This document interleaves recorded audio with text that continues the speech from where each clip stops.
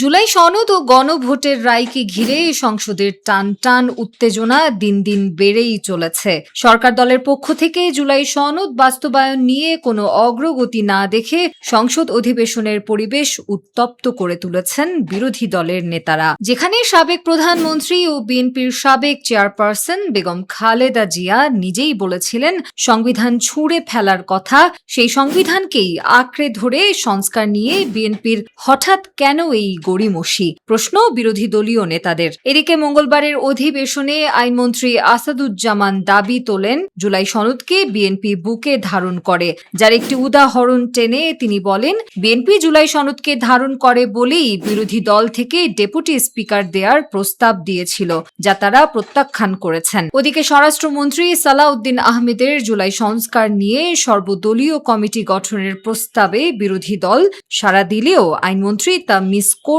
করেছেন বলে অভিযোগ বিরোধী দলীয় নেতা জামাত আমির ডক্টর শফিকুর রহমানের। তিনি বলেছেন, আমরা কমিটি গঠনের প্রস্তাব নমনীয়ভাবে দেখার পর মাননীয় আইনমন্ত্রী তার বক্তৃতায় আমাকে মিসকোট করেছেন। তিনি বলেছেন এই প্রস্তাব তারা যেভাবে সংবিধান সংশোধনের জন্য দিয়েছেন আমরা সেটা গ্রহণ করেছি। আসলে আমরা সংবিধান সংশোধন সংক্রান্ত কোনো প্রস্তাবে মতামত দেইনি, আমরা বলেছি বিষয়টা সংবিধান সংস্কার।